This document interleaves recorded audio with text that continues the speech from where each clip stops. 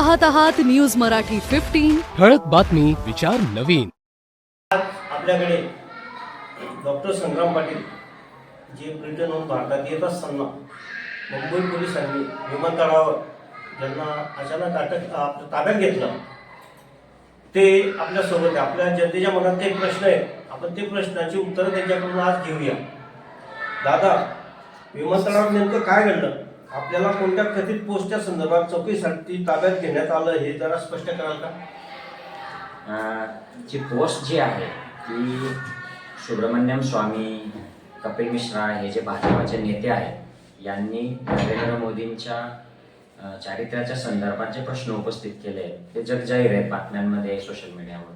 मी त्यावर भाजपच्या समर्थकांना आणि मोदींच्या समर्थकांना प्रश्न केलेला आहे की तुम्ही याबद्दल क्लॅरिफिकेशन का नाही मागत? म्हणजे त्यातून दूध का दूध, पाणी का पाणी होईल, मोदींची प्रतिमा उजाळेल आणि आपल्या देशाचे ते प्राईम मिनिस्टर आहेत तर त्याचा फायदा देशाला होईल.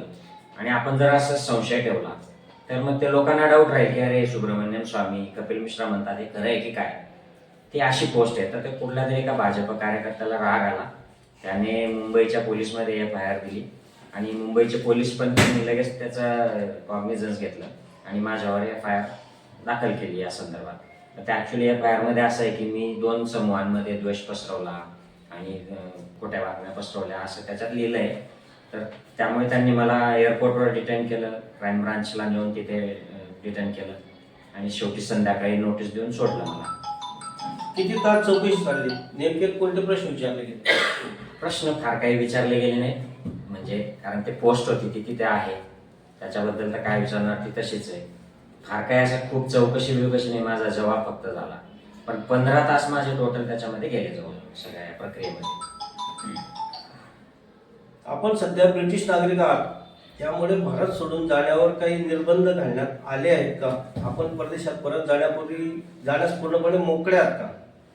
आता परदेशात नाही, मी उलट परदेशात आलोय इकडे आता असं म्हणावं लागेल दुर्दैवाने. मला निर्बंध कुठलेच नाहीत. मी ब्रिटिश असल्यामुळे मला तिथे जाणं भाग आहे. म्हणजे इथे जी काय प्रक्रिया आहे ती आटोपली की मला तिथेच जावं लागेल, कारण माझं तिथलं नागरिकत्व आहे. अर्थातच इकडची पण मला ओव्हरसीज सिटिझनची प्रोव्हिजन असतेच आम्हाला सगळ्यांना, NRI लोकांना.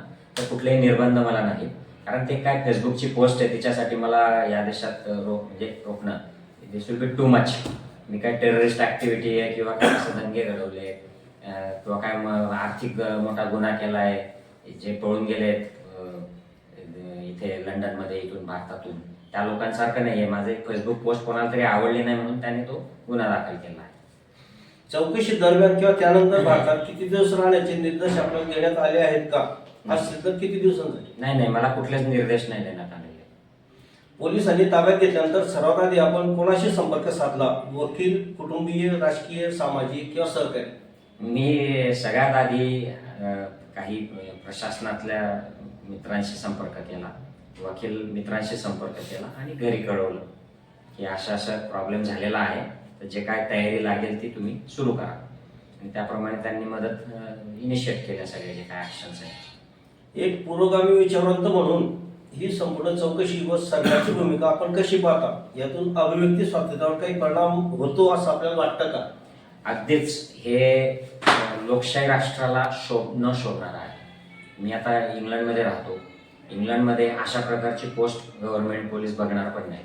उलट त्याचं नोट घेऊन ते गव्हर्नमेंटला कळवतील की असे प्रश्न जनता उपस्थित करते, याच्यावर तुम्ही काहीतरी करा. ते येऊन मला नोटीस नाही देणार, असं एअरपोर्टवर थांबवण्याची लुकआउट नोटीस नाही देणार. तर हे अत्यंत म्हणजे हे लोकशाहीच्या दृष्टीने बरोबर नाही. माझा हक्क आहे प्रश्न विचारणं कुठल्याही सरकारला.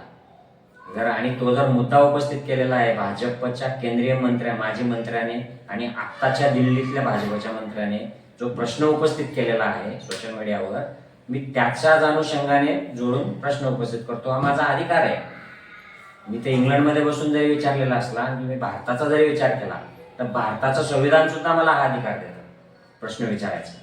त्यामुळे त्याच्याबद्दल मला पोलीस डिटेन्शन करणं आणि या सगळ्या त्रासातून जे जावं लागतंय हे माझ्या लोकशाही अधिकारावर, माझ्या मूलभूत स्वातंत्र्यावर हा गदा आणण्याचा प्रकार आहे. आणि this is extremely bad for India. हे अत्यंत वाईट आहे. लोकांना कल्पना नाही येते किती वाईट आहे.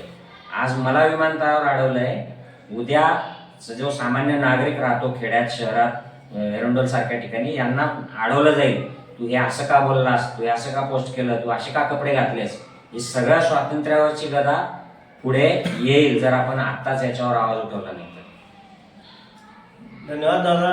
डॉक्टर साहेब फार कमी दिवसासाठी इकडे आले, तरी त्यांच्या व्यस्ततेतून आपल्याला त्यांनी वेळ दिला. लोकांच्या मनातले काही जे प्रश्न होते थोडक्यात आपण त्यांचे मनोगत जाणून घेतलं. धन्यवाद. थँक्यू. ठळक बातमी विचार नवीन.